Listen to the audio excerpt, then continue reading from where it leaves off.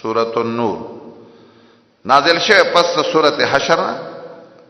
د قران په ترتیب کې 43م سورۃ او په نزول کې یو سل 2 نمبر سورۃ. مکه اوصاف د مؤمنانو دلته وس په دې سورۃ کې منع کوي د اوصاف قبیحه. سورۃ حج کې صفات د مشرکان، سورۃ المؤمنون کې صفات د مؤمنانو او دې سورۃ کې با صفات وی د منافقانو. د سورۃ دعوت سره الاجتناب من اوصاف المنافقین او خبره نه چې د سورۃ دعوا العفه پاک دامنی دسه سورۃ چاغي کې د پاک دامنی د عفت او د پاک دامنی احکام په کې ذکر کیږي. دعوت توحید هم پکې ده. سورۃ کې حاصل دار چې داول نه تر لسم آیات پورې ترغیب ورکړي تعمیل د احکام به څلور قاعده ذکر کړي د صد الفحشاء لپاره چې به حیي په پسبانه ختميږي. اوله قاعده با زانیه او زانی له سزا ورکړي. اولنې قانون بدایي. دویم قانون بدایي درې آیات کې وایي اجتناب وکړي د تعلق د بے حیا خلقنا د دې سره تعلق مساتې لګ. دریم قانون بدسي چې بیان د حد غضب سوچ د خپل خلی کنټرول نه کوي دل لګ سزا ورکړي د سزا لایق دی. سلورم قانون به مسله د لعان ذکر کوي او تفصیلا به مسله د لعان به ذکر کوي. ورسته بیا د اول رکوع نه ورسته تر 20 آیات پورې سواجر دي منافقان او مؤمنان لا او تخویفات اخروی ذکر کوي منافقانو ته. ورسته به بشارت ذکر کوي مؤمنان 20 نمبر آیات پورې. د 20 آیات نه ورسته بیا داغینا تر اخره پورې و قواعد به ذکر کوي چې هغه مبادی دي د زنا خسته قواعد دي. لګ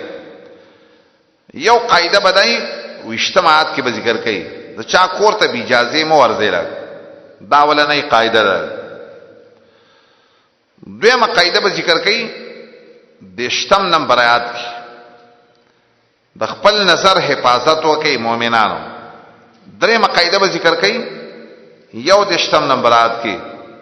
مؤمنو خزو د خپل نظرونو حفاظت وکي د خپل عورتونو حفاظت وکي. درې قاعده دغه شی بیا څلورمه قاعده دا د 2 اجتماعات کې ذکر کړي. یو د اجتماعات کې به څلورمه قاعده ذکر کړي. هغه دغه آیات سره ذکر کړي چې د آیات په منځ کې دا قاعده چې ولا یضربنا بارجلهن دا څلورمه قاعده ده. پنځمه قاعده 2 د اجتماعات کې ذکر کړي بے وعده خلق چې دا په معاشره کې ختم کړي دی ول ودونه وکیل. دا چې کله ذکر کړي دا 15 قواعد بیا به مسله د توحید ذکر کړي سره د مثالونو نه. یو مثال به د مسلې د توحید او 2 مثالونه به د شرک د رد پاره دغه مثالونه به ادله عقلیه به ورسته بیا چې ادله عقلیه بیان کی نو پاتې چې کم قواعد دي د صد الفحشاء آداب چې وته ویل داغه بیان بکې یا ایو الذین آمنوا استاذنکم الذین ثا او دویم ادب ذکر کړي 15 نمبر آیات کې او بیا دریم ادب ذکر کړي له سال العماسا او د سورۃ په اخر کې با بیان د صفاتو د مؤمنانو کوي. سورة أنزلناها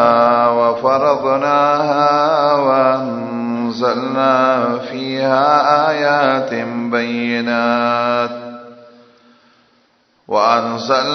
فيها آيات بينات لعلكم تذكرون. بسم الله فنوم دا الله باندې چې محکم دي دلائل د توحید داغا رحمان ذات پاکلی دی خپلو بندگانو لرا د غلط اخلاق او غلط عقاید لرا رحیم ذات توفیق ورکړي خپلو دوستان لرا د فارد عفت په خستا عقاید او خستا قواعد باندې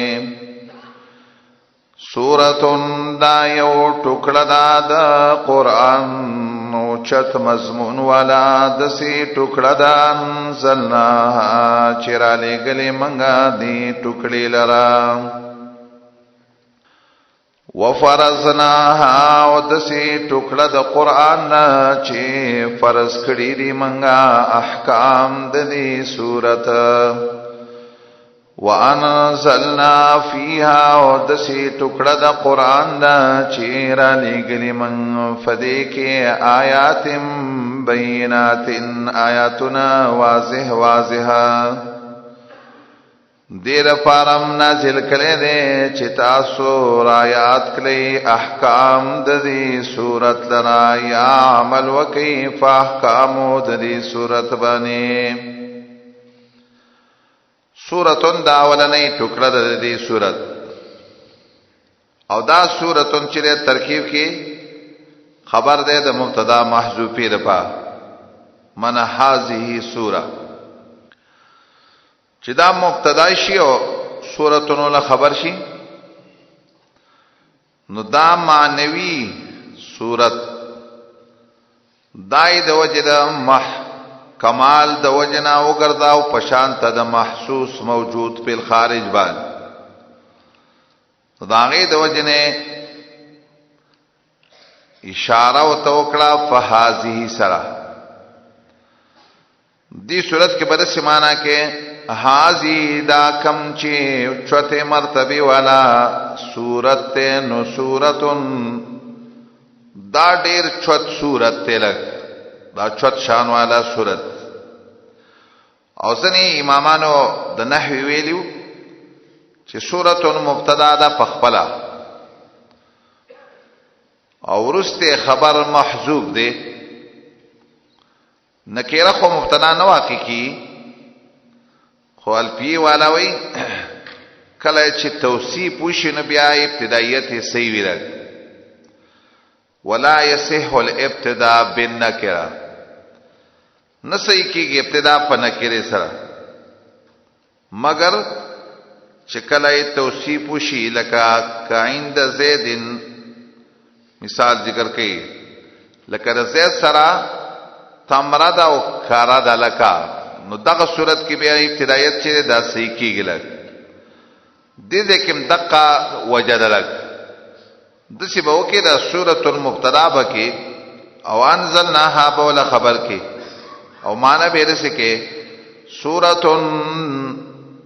ټوکړه د قران چت مضمون والا دسی ټوکړه د انزلناها چراله گله منګه دې ټوکړې لرا دا ټول به صفات کې د سورۃن د پاک سورۃن انزلنا خبر به صحیح فيما سيتلى عليكم دا سورۃ ته بیان تکیه فيما ست ينزل عليكم نازلېږي پتا سبحان الله سورۃ ته وي مکه سورۃ بقره کې تیر شي پاتو بي سورۃ مثلی سورۃ لغوي معنی قطعه من الكلام سورۃ هغه ټوکړي د کلام ته ویلي او کله لغت کې سورۃ په معنا د ارتفاع او چتوالی سره مرادي لګ یو شاعر وایي الم تر ان الله اعطاك سورۃ ترى كل ملك دونها يتذبذب تنګوري چې الله تعالی صورت درکړي ما نه رفعت او چتواله درکړي ترى كل ملك یا ملکن دونها يتذبذب هر یو بادشاہ چې د دې درجه نه کته چلیږي لګ دې کې د صورت یو شرعي معنی ده شریعت کې صورت څه ته وایي چې داغه اول او یو حصہ د کلام د الله تعالی نه چې اول او اخري معلومي او ادنای کم درجه درې آیاتونه دې کې د صورت معنی اصطلاحي نه ده دې کې د صورت معنی لغوي ده ځکه موږ د سمانه وکړه سورتون دا یو ټوکړه ده د قران نو چت مضمون والا دا یو چت مضمون والا ټوکړه ده د قران کریم او حصہ ده د قران کریم خود دیتا د دې ټوکړې اول خې تعظیم ذکر کو په تنکیر سره نو د شه د تعظیم معنا و پکې وکی کا دا یو ټوکړه ده د قران نو لوی مضمون والا لوی مضمون لوی خبره پکې ده دیتا فضیلت ذاتی ویلکه سورتون داروست چې نور فضیلتونه بیانې نور ترغیب او بیانې نو دا ټوکړه د قران انزلنا چراله گلی منګه دې ټوکړي لرا دا ذهن کې چرته را نشي چې دا غنه چرته یو مخلوق کلام دی لګ او دې کې انزلنا چې وې دې ته اشاره ده چې دا د بر نه راغلي ځکه انسان څه ته وی راتلل د شی د بر نه لګ او دې کې دا انزلنا نزلنا نه وی ولی په انزال کې مبالغه زیاته ده د نزلنا نه نو دا یو ټوکړه ده د قران انزلناها چې منګه را لګلې ده د لرا د برنا نو بل یو فضیلت ذکر کړي وفرضناها لازم کړی دي من احکام د دې صورت دا ونوي چې چرتا دې صورت کې با مستحب مسلې دا فرضي مسلې د سی بنوي چې ګنې دا سنت او مستحبات ذکر کوي بلکې لازمی احکام پکې معنا سره یې او جبنا احکامها لازم کړی دي منګه عمل کول په احکامو د دې صورت باندې نو دویم ځلوي وانزلنا فيها بیا وی دای تریم فضیلت وانزلنا فيها آیات بینات را لګلی منګه فدې کې آیات بینات احکام لرا دسی احکام لرا بینات چې صفا صفا احکام دي دا دویم ځل انزلنا ولی وی یو ځل انزلنا دې کې اشاره ده دیتا چې احکام د عفت پکې دي پدې کې دویم ځل انزلنا دې لپاره وی چې اشاره ده کې احکام د توحید مشترک پدې کې او دا غوجرا چې رس سره آیات بینات ټکي ویل انزلنا آیات بینات نو دسی باندې چې دې کې واځي کنه د ستر او د عفت مسلې پکې بلکې دا د یو صورت ته چې دې کې آیات بینات د عقیدی احکام پکې هم شته الله پکې د خسته د عقیدی مسائل ذکر کې خاص کر آیات النور دسی یو خسته آیات پکې را روان دي د نور چې آیات بینات د توحید په ډېر خسته عقاید باندې مشتمل او دغه نقطه راځي وي چې د دې روسه سه لعلکم تذکرون وا تذکر وي هغه خبره ته چې مخکې چاته یادای بیرته سړی را یاد کی دا د توحید مسله چې دا خو فطری مسله ستا ذهن کې د مخکې نم پرته راغلی خو الله دې صورت کې تبیا بیانې دې لپاره بیا بیانې چې دغه خبره د نه چرته یې رنشي نو راځي لګلې منګه فدې کې آیات انس آیاتنا د عقایدو خو بیا وی دا د آیاتنا د عقایدو چې دی بینات دا ونوي چې دی کې با متشابهات وي نه دا متشابهات ولا یا صورت نه ده دسی پاکي خبرې کې چاغي کې تشبيه او دای کې شک والا خبرې پکې نشته دا خبره دا دی صورت کې بیا بیا دا خبره کوي لګ دلته هم کوي لګ رست بیا وګوره سلور د اجتماعات کې بیا رست بیا وي چې د څه خسته احکام دی په دې صورت د دې ترغیب د پاره بیا وي ولقد انزلنا الیکم آیات مبینات بیا دقه ټکی وي خسته آیاتونه دي او مبینات واضح کون کړي توحید لا لګرست بیا شپږ سول احتمالات کې بیا وګور بیا دغه خبره کوي لقد انزلنا آیات مبینات داسې آیاتونه دي چې مبینات رست بیا وګوره 55 نمبر آیات دغه خبره بیا ذکر کوي کذالک یبین الله لكم الآیات بیا وی رستا نه اتیمات بیا هم دغه خبره ذکر کوي چې داسې خستا آیاتونه دي دا یو شپږم نمبر آیات کې ذکر کوي او نه 50م کې ذکر کوي کذالک یبین الله لكم آیاته یو شپږم آیات کې به وی کذالک یبین الله لكم الآیات دا بیا دا خبره ولي کوي دا ماوتا ته ترغیب راکې ګوردا دې خستا آیاتونه دي خستا احکام دي شان ډیر چوته خود دې سره خلق شاته گزارل او شیخ الاسلام وی ابن تیمیہ رحمه الله کمزور چری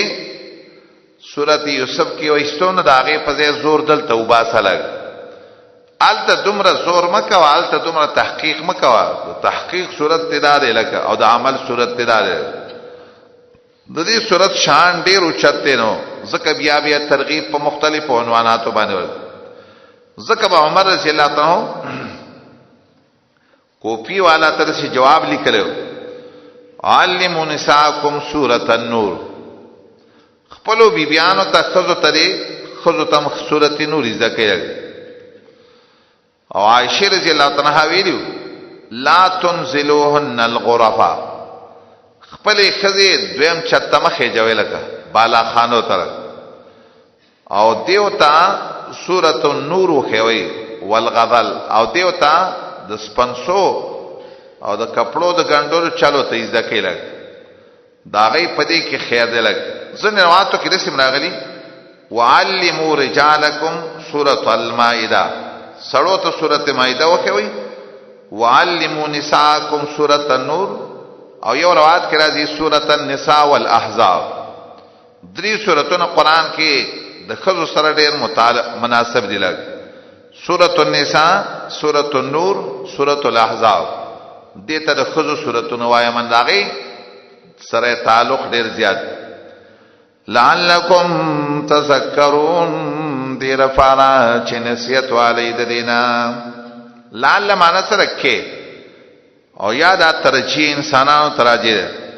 د الله په کلام کې قطرب وی چې لعل راشي معنی صحیح کې دا صورت په دین دوایا چې دا وزه نصیحت په تیاخلم عمل به کومه په دې صورت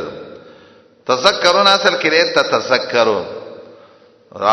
تیر شوی زمانه سره خبره نه راتلون کې زمانہ کې په دې باندې عمل کول غواړي نو الزانیه والزانی فجلدوا كل واحد منهما 100 جلده دا وس اولنه حکم قاعده ذکر کوي اولنه قاعده الزانیه والزان دا قاعده سره هغه دا دی چې د دې قاعده حاصل بدای عدم الرأفه على اهل الزنا یا على الزانيه والزاني یا ساته بے حیا انسان او بے حیا خزبانه سړی باندې او خزبانه با خپکیږي نه نرمي به وسره نه کېلګ کدا دې فکر چې معاشره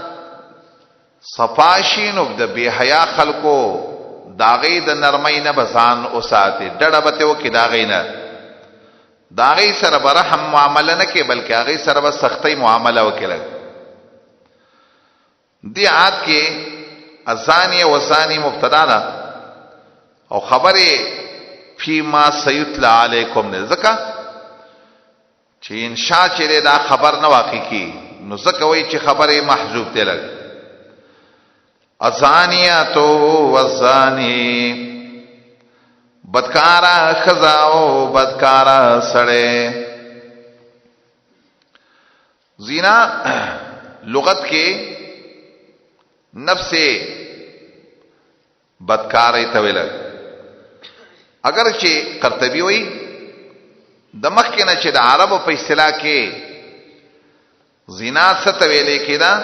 شریعت کې ماګه ته زنا ویلې کېږي لګ چې ادخال د فرج دی په فرج کې بغیر د نکاح نه، دغه ته بس آسانه طریقه باندې تعریف د زنا دغه دی الزانیه والزانی. د امام احمد ابن حنبل قول دی، مذهب دی دغه دار چې د شرک نه وروسته غټه ګناه چې نه د زنا ده.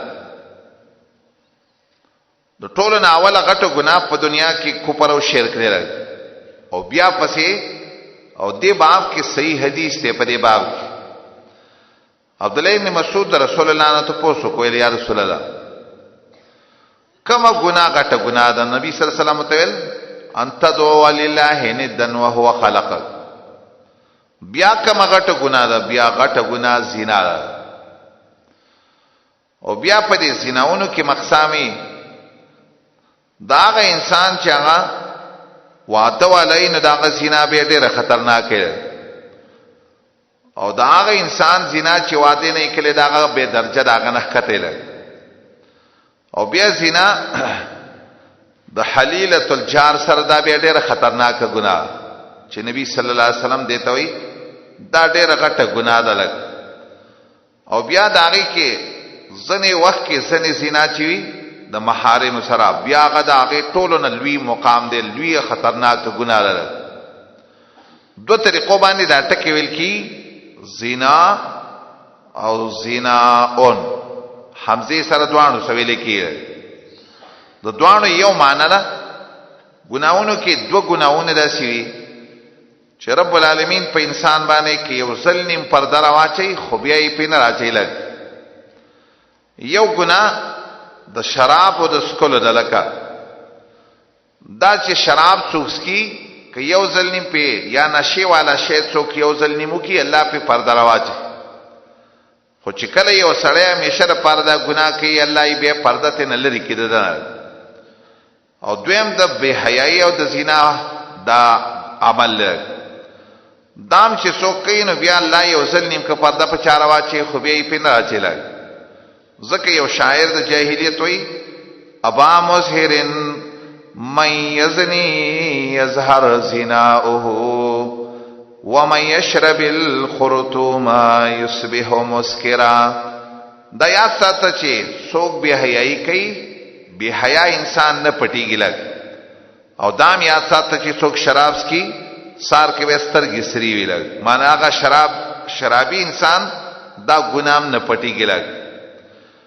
نو الزانیه والزانی، بدکارا خزا او بدکارا سړی. قران کې به یو طریقه ده، حکم شریک ذکر کړي د سړو د خزو صيغه د ذکور استعمالي لګ. خو دې کې قران چې د خزو زال صيغه ذکر کړه او د سړو دای زال ذکر کړه چې الزانیه والزانی. دې کې یو حکمت ته یو فائدہ ده پدې کې لګ. کې دې شي د چا ذهن ته دا خبر راتله چې فاعل د زنا چې نو دا رجل لګ، نو دا غي د وجنه سزا پکار دار چې خزل ور نه کړی شي لګ. نو الله وای دا سي خبره نه لګ، بلکې دې کې د سړی او د خزي حکم یو دی په دې باب. ځکه ځنې صورتونو کې د امامانو اختلاف دی په ځنې وختونو کې. روزه کې مثلا یو څوک د خپل بیبي سره کوروالیو کې مثلا، نو آیا دوانو باندې کفاره لازمي یو کنا صرف پر رجل باندې لازمي؟ هغه ځکه اختلاف شته، خو دې ځکه اختلاف د چا نشته لګ. ځکه الته ځنې ائمه د سویلي ده، ځنې ائمه او قولدار چې مرأه کلم مطیع نوی لک د زوج اطاعت نکی نو د وجنا کفاره پاغه نه لازمی ګلک. اگر چې د سنې ائمه او قول دار چې هغه ځکه د دوانو باندې حکم لازمی ګلک، کفاره دوه میشتې په لازمی ګل. خدای ځکه خو اختلاف شته، خدای ساته د زنا په باب کې اختلاف نشته. د څه بتنوي چې چې سزا دي صرف یو سړی له صرف ورکړي شي نه، دوانو له سزا ورکول ضروري دی. بیا د قران طریقې ته وګوره چې نور زینو کې سړی به مخکې کوي په خزبان، په احکامو کې صرف زما په علم کې صرف یو حکم دی داسې چې رب العالمین په هغه ځای کې د خزو صيغه مخکې کړی ده چې هغه د زنا ده. ته څومره قران چې ته ګوري یا څومره احادیث چې ته ګوري، اکثر عرضه کې د سړو ذکر مخکې د خزو ذکر وروسته ده، او خاص کر د حدود په باب کې لکه مخکې سورته مائده کې د سارق ذکر مخکې کړو او د سارقه د خزي ذکر یې وروسته کړ. دا څه وجه ده چې زانیه خزي ذکر مخکې کوي؟ لګ د دې خزنه علماء د سي تعبیر کړو دا کار دا صفت چې د خزو ډیر زیات لګ، دا قول غلط دی، لکه دا صحیح قول نه دی. د سي تعبیر وکا چې خزو ته الله ویلي چې تاسو کور کې کینې لکه حیا وکي پرده وکي، دا یې حکم وتکي، او خزو ته الله ویلي چې پرده وکي ستر وکي. لګ چې کله یو خزه ستر او حیا نه کوي د دې د وجنا زنا د پارا د دې د طرف نه یو لوی حصہ ده پکې، کدا به ستر او به حیا نه وي ګرځیدلې نو ولی به دا سړی په دې به حیا کې واقع کېده. داغه د وجنا الله وای په دوانو کې سړی مخکې کول غواړي، لکه دا خزه مخکې کول غواړي، اول دا حد چې دا په خزه باندې نافذ کول غواړي. نو ازانیا بدکارا خزا وزانی او بدکارا سړی فجلدو فجلدو نو د سی الله چې ګنه صرف وی وحی وال نه بلکې فجلدو د سی وال به ورکه چې سرمنه برای راس ویلک.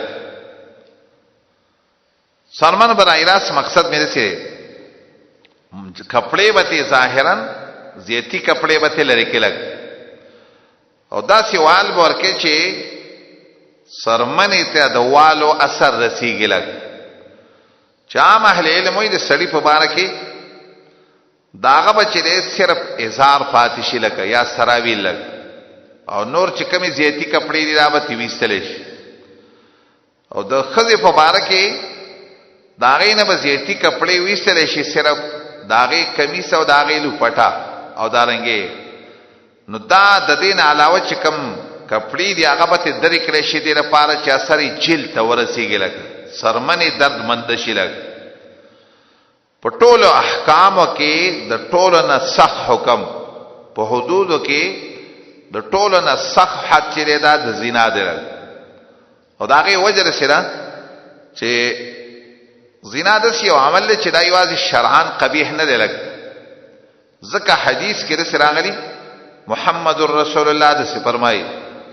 لا یزنی الزانی حین یزنی وهو مؤمن. دا نشي کېدی چې یو څوک دی زنا کوي او د ځان ته مؤمن موي چې ګنې زه مؤمن یم، دوانه نه جمع کیږي. چا د عبد الله ابن عباس ابن تپوسو کو چې کله یو انسان زنا کوي نو ایمان څه شي تیرا ناغه ترسي ویل چې دا ایمان تداسه د پاسه په سر باندې ول چتري شي دا ایمان لګ. دا خبر یا ساته چې یا خود پکې د سره دغه وخت کې دا ایمان د نبی خي وتلې دی لګ، او یا دا چې کم څه چې کامل ایمان نو ته وای ناغه د پکې نشته، اسینوم باندې بزان ته مؤمن وي.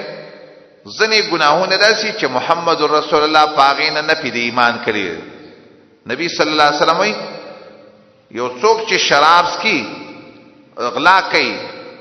لا يسرق السارق وحين يسرق، غلا چې څوک کوي نه دام مؤمن نه لګ، او څوک چې لوټ مار کوي پردې مال په زور باندې د بل چانه اخلي لګ، او څوک چې زنا کوي محمد رسول الله ددن نه پی دی ایمان کوي. یو ځل عبد الله ابن عباس یې داسې تشریح وکړه دا ګوتې په یو بل کې ورکړي او دا ګوتې یو بل نه ویستلې داسې ته د ایمان وځي لګ چې کله په انسان کې دا صفت پکې راشي. نو ازانیتو وزانی بدکارا زنانا او بدکارا خزام وحی هر یو د دې دوانو نا میات جلدتن سلسل دوری. د مفسرینو اجماع د پدې باندې چې دا آیات چې دا مبین دی د آیات د سورته نساء دغه سورته نساء کې التویلی واللاتی یاتین الفاحشه من نسائکم فاستشهدوا علیهن اربعه من او واللذان یاتیانها منکم. دا آیات چې کله راغی او دا آیات په اخر کې ویلو چې الله به د دې لپاره سبیل ګرځي او یجعل الله لهن سبیلا، الله بوله سلار ګوري. نو دا آیاتونه چې کله ران نو نبی صلی الله علیه وسلم د عباده حدیث ته عباده ابن صامت محمد رسول الله ویل خذوا عني قد جعل الله لهن سبیلا. بس دې خلقو د پاره الله تعالی چې دا لار ګرځولې ده. لار سنه یعنی هر څوک چې به حیايو کی سلسل دوری ولور کول غواړي. نو وای هر یو د دینا منهما میات جلدتن سلسل دوری. حدیثو کې دسی بهشتا او اثار د صحابه کې درې زینه بنوي ولا سره مخ بنوي مذاکیر عورت به ولا نوي او دریم هغه ځای بنوي چې د کم زیاده وجنا انسان مری لگا او نور به د بدن هر زی تداوال رسېلګ. دا خدا هغه چا حکم دی چې کم څوک غیر محسن وي واده والا نه لکه دا غو سزا ده. او احادیث متواتره د سری چې کله یو واده والا انسان زنا وکي نو دا غي د پاره بیا جلد نه دی بلکې دا غي د پاره رجم دی. صحیح احادیثو کې راغلي د محمد رسول الله په زمانہ کې صلی الله علیه وسلم کله چې غامیدیانو می خزوا واده والا خزواله او دا غي نه چې کله به حیاي وشله محمد رسول الله تعالی ولمان به حیاي شویلا کار اقرار وکړ. بس محمد رسول الله تنا مخصوص الواړه او خاغي کار رسول الله ته ویلي ستاده سي سوچته چې ما د سی واپس کې لکه مایز زخ ویل دا زنا نه حامل شوی مده سي پاکي ویل د الله نبی او ترسي ویلي زلاله چې کله وزه د حمل دی وشو نبي براشره نو وزه د حمل چې کله وشو رسول الله ته ویلي د خوش معشوم دی لګ چې دا لګ د خوراک شینو بیا به تراشره نو بل ورځ چرانه د معشوم په لاس کې ټوکړه د ډوډۍ ورسره ولګ او رسول الله ته ویلي ما باندې د الله حکم وس قائم کړ. نو صحابه کرامو په کانو باندې وشتل او رجم کړ. دا د هغه چا سزا ده چې څوک سره د دینه چې واده وکړي او تبيان به حیا نه کړي سوا د مرګ نه دی او د خطرناک مرګ وړو وړو کته سي کانو باندې په یو ځل نه واړه واړه کانو باندې هغه ترجمه یې رجام رجم وی الرمی بالرجام وړو وړو کانو باندې وشتل تر دې پورې چې ساتنا خروج لګ. عمر رضی الله تعالی عنہ ویلي کې دې شیدا سي وخر روان دي ځنې خلک بوي قران کې درجم آیاتونه نشتا نو زکه ځنې خلک ور به درجم احکام نه مانی لګ او ظلم ویل دا غواړي چې قران کریم کې را درجم آیات دا او په قران کې خو بیا منسوخ شو تلاوت دا غیل او منګه عمل کړي په دې حکم رسول الله په کړي صحابه کرامو په کړي په امت کې پر جمبانه درجم نه هیڅوک منکر نشتا سوا دا خوارج نه لګ. دا غي رائے د سره چې قران کې د ذکر نه نو معلومیږي دا چې دا حکم د سره شته قران کې نه موجودې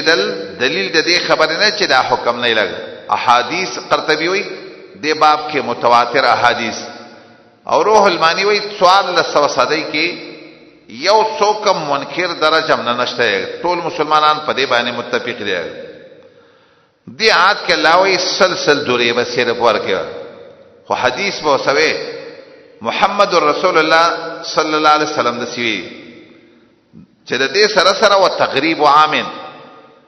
سل دوری به ورکه او یو کال به داسې انسان د ملک نه شړله مغواړي لکه دا بې حیا انسان دی دا په دې معاشره کې د کاله پورې مه پرېږدی لکه او احادیث په دې کې دا صحیح دي او چې احادیث کله په دې باب کې صحیح دي د دې د وجه نه دا د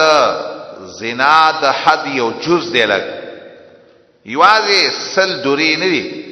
بلکې د دې سره سره یو کال با شړل غواړي د ملک نه لګ او صحیح قول دی چې دا شړل د ملک نه یو کال دا د سړي د پارم دی او د خزي د پارم دی لګ ځکه نبی صلی الله علیه وسلم وی 100 جلده و تغریب عام لګ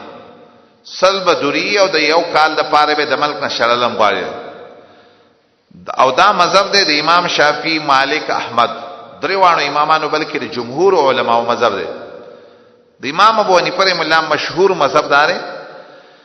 چاغوی دا تغریب عامن چې نو دا حکم سیاسی دی لګ دا خبره غلطه ده سیاسی حکم نه دی بلکې دا د محمد رسول الله حکم دی لګ صحابه په دې باندې عملم کوي هغه دا وی دا د امیر خو کړه او بعضی د ځان نه اثارم ځنې خلق پیش کوي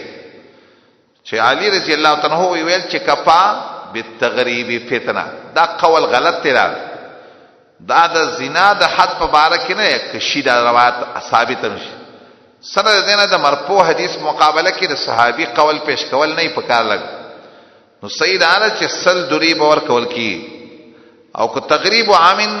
مثلا که دغه طریقه باندې عمل نه نو یو کال تا جیل تا چول غواړي دا به حیا مخلوق بدکارا خزا او بدکارا سړی وای یار یو د دینا سلسل دوری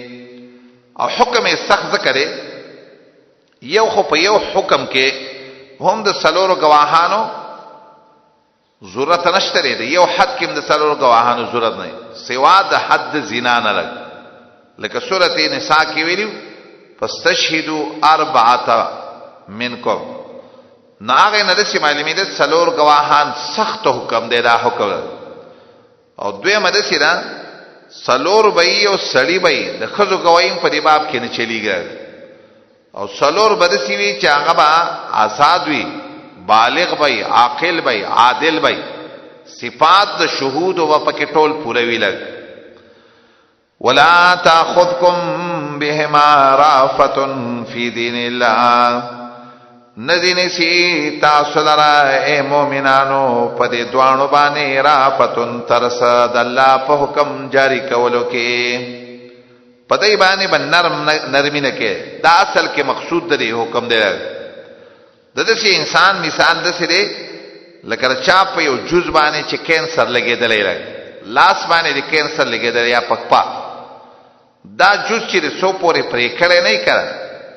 نو دا هغه پورې اصلاح د بدن دې نه راځي لګ دسی حد چې دې نه قائم کړي نه د آیات ساته زنا په معاشره کې نه ورکیږي لګ بهای په معاشره کې نه ورکی اوس ډیر خفقان د سره چې هغه خلک چې د اسلام داوا کوي د دې حکم په مقابله کې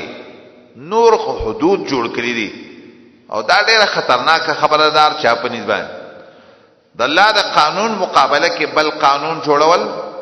د دې لپاره الله وای دا خلک په دنیا کې مذلیل او دا په آخرت کې مذلیل ان کنتم تؤمنون بالله کتاسو ایمان راوړی فالله فورز رستنی باندې فاتحه کې ویلو چې دین ارزه کې خپل معنی لګ دې کې مراد د دین سره نافذ کول د حکم د الله اقامت د حکم د الله ته دې په باره کې بن نرمی نه کوي پس کې په نافذ کول د حکم د الله نرمۍ ته بنه ګوري ار څومره چې انسان دی خدا انسانیت نه وتل انسان دی لګ نو دې د وجنه په د باندې بخپکیږي نه نرمي کې به نرمي او پینه کړه صحابه د رسول الله په زمانه کې چې کله ماعز زنا کړي او نبی صلی الله علیه وسلم ته اقرار کړو سره د وعده نه رستا رسول الله صحابه ته وی ولې پکانو باندې او چا په نرم نرمي نه کوله چا وسره گزاره نه کوله ولی الله په قران کې رسوي چې د دې سره به نرمي نه کوي، د دې سره به سختی کوي. په دې شرط باندې کتا سو ایمان راوړی فلا باندې او فورز رستنی باندې. دایم د دې حکم ډیر سختۍ ته اشاره ځان ته کومین وي ایمان په الله باندې راوړی او په آخرت باندې، نو یاد ساته په دې حکم باندې به عمل کول غواړي. او دایم د ترغیب د پاره دا تعبیر کړي وليشهد عذابهما طائفة من المؤمنین. حاضر دي شي سزا د دوانو ته یو ډله د مؤمنانو نه. دا سزا چې دا په کمره کې نه ورکړي بلکې دې تبا تماشې ته خلق حاضرې لګ. دا چې زه ته خلق راولي چې خلق یې تماشې لراځي لګ. طائفه یو تم طائفه وي، دو تم طائفه وي، دریم تم طائفه، څلور ته صحیح قول دلته راځي. دومره کسان به ضروري چې خلق ته نه آینده لپاره عبرت واخلي، چې خلق یې دا تماشه وکړي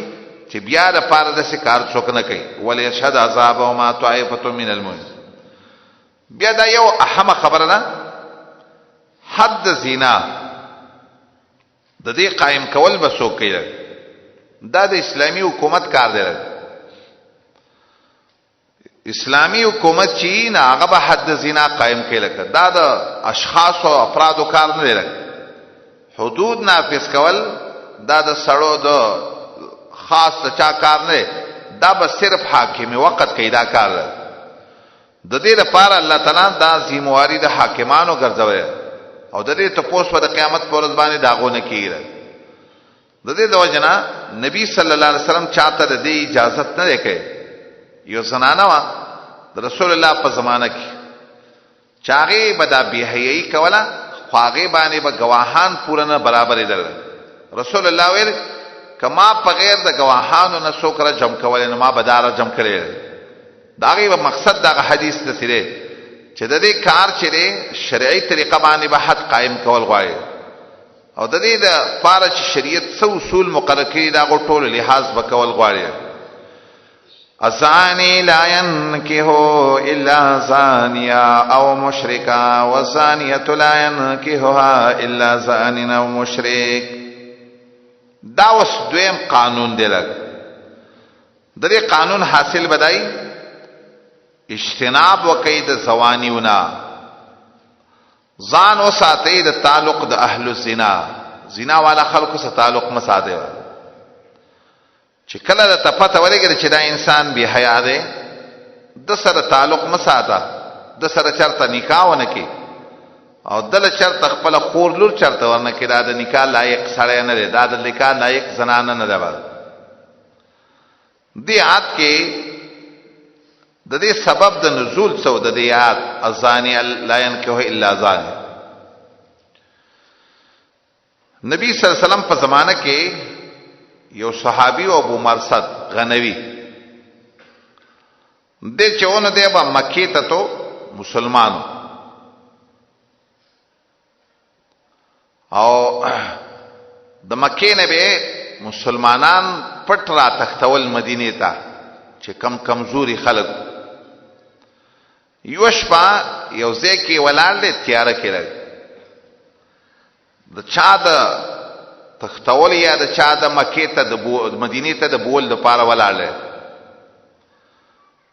د جاهلیت د زمانه یو دوست راوته عناق نومي ودا غیره ناغه چې شکل د انسان ولیدو چې را نږدې تو شنو وی پیژان ویل ابو مرصد، هغه ویل او هغه ملک ناغه اخذي او تویلی مرحبا بیت معنا منکر به بیګال شپاو کله. زکه دای د جاهلیت د زمانه زوړ ملګری ولر دوست دی ولر. ناغه تویلی دا خو ویل اسلام په موږ پابندي لګوي، موږ ته د اجازه توس نشته دی خبره. ناغه خزي چې دا خبره واوریده چغه کړي اے خیمو والا دا یو سړی راغلی استاد سره سړي مدینه ته بوزیل. خزي چې دا اعلان وکړو خلکو په د پسې راوته اته کسان پسې راوته. دی وی ما ځان یو غار ته ورساو، زر می ځان هلته پټ کړل. کسان رال دی غار پر سر باندې امتیاز یې مو کړی، امتیاز اثر ما ته راورسېد. نو کله چې وې زم مدینه ته رالم، ما رسول الله ته ویل یا رسول الله ما ته اجازه وکړه چې زه د عناق سره نکاح وکړم. دا زما زاړه د جاهلیت د زمانه دوست لره. نو دا آیات راغی، نبی صلی الله علیه وسلم په هغه روایت کې رسی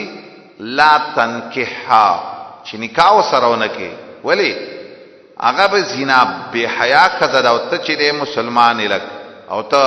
مؤمن الک. دغه آیات سبب د نزول دی د دې دغه سبب د نزول دی د دې آیات ته. یو دویم سبب د نزول نور روایتو کې مشته. سم مهاجرین صحابه اصحاب صفه غریبانانو سخذوی مدینه کې بے حیا او داغي مہر چېونو هغه کم ولګ. نو ځنې اصحاب صفه ودانه تو کو چې دیو سره به نکاح وکړو او زمنګ د آرام او د شپې زیبه پیدا شي. د الله د نبی نه تاسو کو هدایت راغی چې انساني لا ينكحو الا ثانيه. دې توجیه باندې آیات کې صحیح توجیه دادلک او دا موږ ته بهتره کاری او دا په ایمو کې د احمد ابن حنبل مذهب دی. او شیخ الاسلام وی ما څه د پاسه شل احادیث دلایل را جمع کړي په دې خبره چې د دې آیات مقصد دا دی چې د پاک دامن او د بے حیا انسان نکاح نه کیږي. دا خبر یاد ساتل غواړي چې د دوانو نکاح نه کیږي. اوس چې دغه آثار ته ټوله جمع کې ورواز او نو دې صورت کې با نفي په معنا د نه سره لکا او معنا به داسي ازانی لا ينكحو الا ثانيه. بدکارا سره دې نکاح نه کوي مگر د بدکارې خزي سره. بس یا خو د بدکارې خزي سره نکاح وکا ځکه مقام دې ډېر خطر اولیدل. او یاد دینا او مشرکا یاد دینا بدتر خزي په سلاړ شه چې هغه مشرکا ده. خلک ترقی وکړه چې دسی کارونه کوي نو دسی خلق به ګور لګ. نو نه پیدا او معنا کې سره معنا کې نه هدر. لا ينكح معنا لا ينكح نکاح دې نه کوي الا زانیه مگر د زانی سره یا د مشرک سره. او دا رسته مسولګه وزانیه او بدکارا خزا نکاح دې نه کوي مگر د بدکارې خزي سره سړي سره او مشرک. یاد دینه بدترین سړی وګورا. او زنا او مشرک دواړه ولې یو ځای کې ځکه دا دواړه یو بل ته نږدې ګناهونه دي. یاد دې د مشرکی سره د مشرک سړي سره نکاح وحرم رام شویدا ذالک نکاح د پاک دامنو علی المؤمنین د مشرکو علی المؤمنین په مؤمنانو باندې. نکاح د زناکارو د مشرکو دا حرام ده په مؤمنانو باندې. وحرم ذالک علی المؤمنین. حاصل د دې بس دې آیات کې به نور څه خبره ته ضرورت نشته دی چې کوم یو انسان چې دی بے حیائی کده هر طرف نه هغه دې ځان له بے حیا ګوري بس او هغه دې ځان له بے حیا لګ دې پس نور ترقی وکیا دې مشرک او مشرک ځان له ګوري. او دې کې دا حرم ذالک دا نکاح د زوانی او د مشرکو دا حرام شوی د علی المؤمنین فمؤمنانو باندې. مؤمن چې څوکي داغه نکاح د بدکار خزي سره یا د مشرک خزي سره نه کیږي. اور مذالک او دغه وجه چې سورته نساء کې او سورته مائده کې یو ټکي به لگا د وینځ سره نکاح کې نو آلته ویلی محصنات یا ساتا وینځ سره خیر د نکاح وکړه خو شرط بدای په وینځ کې چې پاک دامن به نو چې پاک دامن نه نو بیا نکاح سره نه کیږي. سورته مائده کې ویلو چې د کتابونو سره خیر د نکاح شي کوله، يهودانه دي انګريز دي، خیر څه فرق نه کوي. خو شر دا دی چې محسنات پاک دامن بيدا، دا خبره به ضروري ده. دا چې معلومیږي الله خپوي چې د کتابونو په باره کې د سینې ویلي چې شرک باندې کوي. که شرک کوي، شرک د نکاح نه دومره معنی نه دی لګ، شرک معنی د نکاح نه دی د کتابونو، خو بی حیايي معنی عدالت. دا یاد ساته کې یو يهودنی یا نصرانیی که مشرک ای نکاح دی سره کیږي، خو یاد ساته که بی حیايي ستا سره نکاح نه کیږي. او دی یاد کې اس تعویل او اس تحریف ته ضرورت نشته دی. بس وحرم ذلک علی المؤمنین، دا د دې بی حیا خلق سره نکاح کول د مؤمنانو باندې بندي و نه به کوي وسره. او خاص کر د شیخ الاسلام چې به تفصیل وګوري رحمه الله، هغه خو دې باب کې دومره تفصیل کړي په دې باب کې. وای ما دې باب کې تقریبا د شلو نه ډېر دلایل راجم 20 په څه خبره باندې؟ په دې خبره باندې چې نکاح د دې خلکو سره نه کیږي، د پاک دامن انسانو سره نکاح نه کیږي. خو دې کې یو اهمه مسله دا غده سره بی حیايي او ابتداء نکاح خو سره نه کیږي، دا خبره خو صحیح ده. ابتداء خو کدا سی وشي چې په دې مینس کې معنی نکاح یو شي د دوه کسان سړی او د خره، او دې نرسته نکاح نرسته بی حیايي کی ای سړیو کی ای خزو کی، نو آیا د دې په مینس کې بیا جدائی را وستل ضروری؟ شوکانی د علی روایت راوړل او علی رضی الله تعالی عنہ د سکله بلک چې کله یو کسو چې هغه محدود په قضا پولکا وال شوی او محدود او هغه یو پاک دامن سره نکاح وکړه، نو علی ول نکاح بیرته ختم کړل. دا تاسو د دوانو نکاح نه کیږي. د ځنې آثار نه رسې معلومیږي چې څنګه ابتداء نکاح نه کیږي، نو چې روسته زنا وکړم دا ختمول غواړي، دا نکاح د دوانو ختمول غواړي. بیا خاص کر چې سزا ول ورکړي شي، بس بیا خو له خود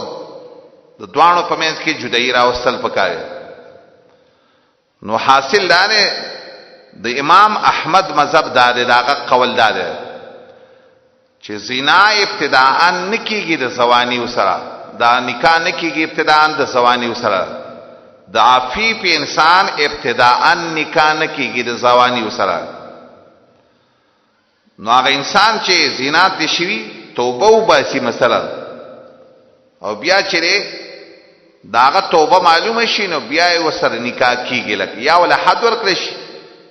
د احمد ابن حنبل دا مذهب دی. خو د ځنې ائمه شیخ الاسلام د ذکر کوي، د ځنې ائمه قول دار چې ابتداء نکاح نه رسي، او کومنس کې داسې نکاح نه رسته به حیايو کې، نو بیا هم نکاح نه رسي. ذکر یو خبیث شو یو طیب شو، او طیبات د طیبین د پاره، بلکې که سوچ ته وکي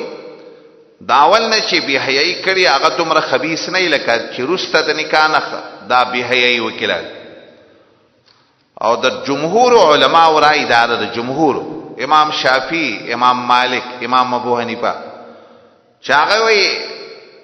نکاح کیږي، وایي لکه ابتداء انم کیږي، او کومنس کې زنا وشي هم نکاح ته وایي نقصان نه رسیږي، لکه هغه د څه وایي. نو هغه د آیات په باره کې څه وایي؟ لکه د آیات په باره کله هغه وایي د آیات چې دا منسوخ دی، هلکه ناسخ ولا څه؟ وحل لكم ما وراء ذلكم، هغه وایي ناسخ دی. دا خبره اسی دې ته به صحیح قول نه دی لکه، ځکه چې کله یو آیات کې د نسخ نه په غیر عمل په کې دی شي، نو نسخ ته څه ضرورت ده؟ نو صحیح دا قول صحیح نه. کله هغه د سی جواب کوي د آیات په اړه چې دې آیات کې دا مقصد نه دی چې کنه د زیناکار انسان سره وې نکاح نه کی، بلکې مقصد یې دا دی چې عبد الله ابن عباس صاحب نه نقل لی چې مراد دې آیات کې تعلق دی د زوانی وسره. دا سمرقندی بحر العلوم کې او نور مفسرین د عبد الله ابن عباس صاحب نه نقل کړي، هغه د څه مقصد دی چې ازانی لا ينكح الا زانیا او مشرکا، بدکارا سړی نکاح نه کوي مگر د بدکارې ښځې سره یا د مشرک سره. ما مقصد سره یاد کې عادت د سره لکه چې د بے حیا انسان بے حیا ښځه خوښي لګ او یا مشرکه ښځه خوښي او د سي زانیه ښځه چې وي داغو عادت دار چې لاین کې هاي لا زانیه چې څنګه خلک وي څنګه ګټي د سي کربوړای لګ. مقصد دا دی چې ځان له څنګه د سي کوشش کوي چې ځان لم د سي انسان پیدا کړي.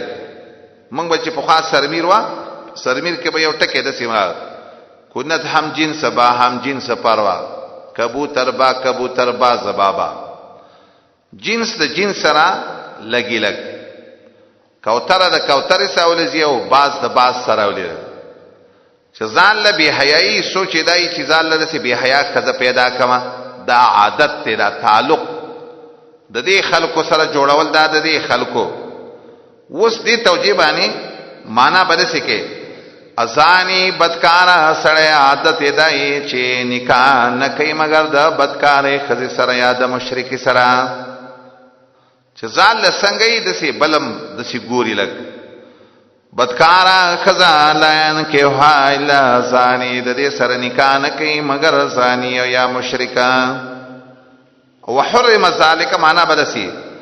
حرام دی دا عادت جوړول په مؤمنانو باندې. مؤمن ته خو د سمکا د سي عادت نسان او ساتل کا وحرم ذالک علی المؤمن. دویمه توجیه پکې دا، درېمه یو توجیه پکې دا هم ذکر کوي اچھا چې دې کې ځنې اهل لغت او اهل علم دې کې د نکاح معنا لغوي اخیسته ولا او نکاح معنا څه یې زنا. ازانی بدکارا سړی لاین کې هو زنا نه کوي الا زانیا او مشرکا. او زانیا بدکارا ښځه نکاح زنا نه کوي د دې سره مگر زانی سړی یا مشرک سړی. وحرم ذلك على المؤمنين او حرام شوی دا زنا په مؤمنانو باندې. دې توجیه باندې ذالک دې زنا ته اشاره وکړه. خو دې توجیه باندې بس سجاد صخرت کا په دې توجیه هغه دا وایي چې نکاح په معنا د زنا سره په کلام د عربو کې سره راغلی نه. د دې توجیه نه دا درېمه توجیه یا اولنۍ توجیه صحیح ده ټول نه بهتر راغله، او یا دویمه توجیه ده چې د دې غلط خلکو سره تعلق چوي نه د غلط انسانانو سره تعلق. والذین يرمون المحصنات ثم لم ياتوا بأربعة شهداء فاجلدوهم 80 جلدا. دې کې اوس دریم حکم ذکر کړي لګ. دریم حکم سره دریم حکم هغه دا چې قاعده دا د بنیاد دا چې څوک پاک دامن خلکو ته د زنا کنزل کوي کا دسی انسان دی یا خو څلور گواهان راوړي لګ چې چاته زنا کنزل کې څلور گواهان د سشتا کوي خو سیدا کني نو بیا اتیا درو ته تیار شلک والذین یرمون المحصا. او دې قانون مقصد هم دا دی زنام ختم کوي، د زنا الفاظ هم په معاشره کې ختم کوي. دا الفاظ د سره پر معاشره کې ووي مواد دا د دین ځان ساتل غواړي. نو والذین اغا کسان اغا سړي يرمون المحصنات چې د زنا کنزل کوي پاک دامنو زنانو ته. رمی نمران رمیو بالزنا مراد دلګ مطلق کنزل نه دی مراد. یو څو قرائن دي د دې لپاره. یو خو د مخکې نه باس د زنا را روان دی لګ یو. دویم د المحصنات ټکي په دې دلالت کوي المحصنات. او دریم باربعه شهدا ټکي دلالت کوي په دې ښه. مراد تینا اسی کنزل نه دی د زنا کنزل دی لګ. نو کسان يرمون المحصنات چاغه د زنا کنزل کوي المحصنات پاک دامنو خزتا. محصنات د څه کدي دي چې هغه عفیفات پاک دامنې لګ. د دې نه یو خبره د څه معلومي کدا چې یو څوک چې په بے حیايي مشهوري په معاشره کې لګ کاغه ته څوک د زنا کنزلو کې نه هغه په دې حکم کې نه راځي بلکې هغه د پاره به حد قذف نشته دی. والذین يرمون المحصنات خو دې باندې بیا یو سوال دی چې صيغه د خبرې والی ویل حالدار د صيغه د محصنات دا صيغه چې د زنا کنزل یوازې د خزو لپاره موجب د سلور دورین د اتیا درو نه دی لګ. خزه تکچا د هرې خزه تکچا د زنا کنزلو نو څنګه چې د هغه حکم د اتیا درې دی د شي کار سړی ته چا د زنا کنزلو کلمه اتیا درې صيغه د محصنات ویلې. یو خدانه چې زنا کنزل ارچا تخنی خو خزو ته ډیر بدیخ کاریږي یو وجداد. دوی مده سره چې د دې په دې زمن کې چې ته سوچو کې نو چې خزه ته د زنا کنزل کیږي نو سړی به مسره بدنامي ګلک هغه پکې شته لګ. او دریمه خبره ده سره چې دې کې د محصنات سی موصوف چې دی هغه نفوس دی لګ ان نفوس المحصنات دا سړو خزو ته دوانو ته شاملېږي. او قرآن ډیر بلیغ او فصیح کتاب دی. اول آیات کې الزانیه خزه مخکې کله داغه نقطې د وجنه چې مخکې بیان شو. په دې دویم ځای کې الزانی لا ينکحو دویم آیات کې زانی مخکې کولی نکاح کول د سړی کاری ځکه دویم ځای کې الزانی مخکې. دریم ځای کې المحصنات خزي بیا ذکر کړی ولی زنا سړوتم کنزل کول خنخ کاری خنی خو خلو ته د زنا کنزل کول چې دا ډیره غټه ګناه ده ډیره خطرناکه خبره ځکه المحصنات ذکر. نو خلقا چې د زنا کنزل کوي پاک دامنو خزو ته صریحی الفاظ د زنا وای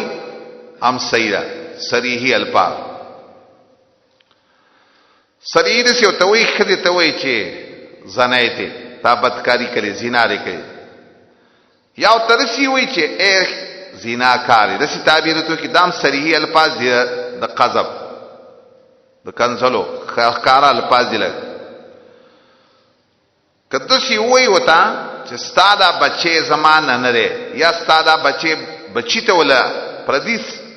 خزه ترسی وای دغه بچي چې دې ستاده خاون نه لري شه یا ولا بچی ترسی وای چې ستاده پلان کې بچي چې دا حرامي دی لګ. دته الفاظ صریحي وای د زنا لګه د قذف دا صریحي الفاظ د زنا په دی باندې خو حد قذف خامخا لازمي ګرځي. دا د سي معاشره زمنګ د دنیا یار څوک د دې څه پروا نه لري. که چا په معاشره کې چا تسلزل ویل چې زناکار څه پروايي څوک نه لري و دی وای بس هیڅ فرق نه لري. نور لاسکه یو عالم لګي ډېر راکسته خبره امي سره چې غوسه شي نو زید نه زویته وي آرامي او قاری او مولا سیب او تسم په تجوید کې وي حرامي وي هغه قسم ویل. خو دې ته سوچ نه کې دا چې زویته یو ویل یا پردی د پردی خزي زویته دی ویل ول جنگ چې راشي خلک حرامي وي ته د پلان نه پیدا شي دا خو تا ته پته شته تا خو غټه خبره کوي وړه دې نه کوي چې د سړي چاته ویل چې ته حرامي لکه دا دلیل به سراواله دلیل بناولې چې څلور گواهان براولې لګ ډیر عجیب غونتی کار دی یو ځکه سکل دا کیسه ماته چاوک الحمدلله خلق په خبره پويږي لګ یو ځکه یو ملا خلق ته ویل مقتدیان دا ځنی واړول چې دا ترکاته تراوی کی کړ او زیر جمعات نه ول دا به پلار او به مورې نو ایستاغه لکان پاسې دی چې مولوی صاحب ته غټ مردار سره ته خود موږ ته داسې غلطي کنځلې نو بل دې لته ویل چې نور به سره موږ شلکاته ونه کوی ځکه مولا صاحب ته غټي خطرناکي کنځلې کوي ته چې یو چاته په دې خبره باندې داسې کنځل کې د ستابیر چیرې دا به پلار او به مور دی او دې څه ګناه ده سکلې چې دا به پلار او یا یو چاته رسوي چیرې که چاته رکاته تراوی وکړي نو د سیب بیا کماوي یا به مور یادې ولا یا خلد شرمېږي نه تعالی حیا نه لري چې د نبی په یو خبره یو کار پسې د څه خبرې کوي د الله نه دې یې نشته لري دا خبره بدنه کوي حاصل بداو چې دا تعبیر چیرې کدسي تعبیر وکي کدسي دا دوانه موجب د حد قذف دی اتیا دوری وال غواړي چې بیا دې د خلورانه نه خوځيږي نو الذين يرمون المحسنات خلقا او دې کې باب کې تعریض چیرې موجب د حد نه لري تعریض لګ یو څوک چې چانا اسی په اشاره باندې خبره کوي لکه صریحي خبره نه کوي لکه مثلا یو سړی وایي چیرې دا پلان کې خپل پلار ته نه دیتلې لګ دام تعریضن د سیمالمیږي معنا د پلار نه دی پیدا شي نو دا هم د الفاظو د زنا نه دي خو صریحي نه دي په دې کې ایجاب د حد نشته نبی صلی الله علیه وسلم ته یو سړی راغی ول زما زوی شوی دی خو انکرته زما په شان نه زما د شکل رنگ زمانہ بدل د الله نبی پویا کو په خبره وای ول ستاپو خان نو څنګه دی ول زما وخان ول سره سره وخان تور رنگي پکې دي ستاپ د وخانو په بچو کې ول ول دا تور رنگي بچو تر کم ځای نه راغلی ول چې چرته په نیکونو کې تور رنگ والا ځکه دا رنگ د سراجي لګ د الله نبی ته ویل کې دي چې ستام په نیکونو کې وباره څوک توري کړه نو دسي تعبیر چې صریحي نه هغه باندې حد نه واجبي ګل نو خلق چې يرمون المحسنات د زنا کنزل کوي پاک دامنو کزتا ثم لم ياتوا باربعه شهاد بیارا نولی بیاربعه شهدا سلور گواهان لرا سلور گواهان سره نشته په دې خبره درې خطرناکي سزا دي د یوې کنزلې دي د یوې کنزلې دي درې خطرناکي سزا دي درې خطرناکي سزاګانې کمی دي یوا وی وحی دی لرا سمانینا جلدا تیادوری یو خو بدری یوې کنزلې د وجنات تیادوری بولول کې بیا به دې خبره کې پښتانه چې چا تقار شي وي د خلپسې د سوي ور د لپسې نه سره نو د شي سړی ته وای د خلپسې د لور نه شي او اتیا دوری درکول پدې دوم سمانی د جل یوا دویم ولا تقبلوا ما قبل وید د دې لپاره شهادتن ابدا گواہی همیشه لپاره دا د گواهی والا لایق سړی نه دی چې د گواہی قبول شي گواہی به نه قبول ده دای غیر ذویل عدل شو عادل نه بس دا د همیشه لپاره د دې نه ووت لګ دا عدل والا د درجه ار یو معمولی شي کې به هم گواہی نه قبل سبا وای چې ما رمضان راغی وای ما چې میش لیدلې استا گواہی اعتبار نشته خلینا خلدی پلیتا خلدی ګنده شوی ده ګندش خله باندې چې به سبا سوي نه دی له اعتبار نه لګ او یوازې دا نه ده سبا کې منبر کې ودرېږي منبر باندې او د خلینې دا کنزلی وتري نو لا تقبلوا لهم بیان ولا ما قبل مولا بیان تقوا کې دا ولی دا خو به حیا انسان د خلینې خلی ګنده کړي ده دریم دادا چی اولئک هم الفاسقون دیدی کامل فاسقان سم گناہگار دے نو مبتدا خبر ہماری پوسے میرے پاسے سم مردار شعر لگے اولئک هم الفاسقون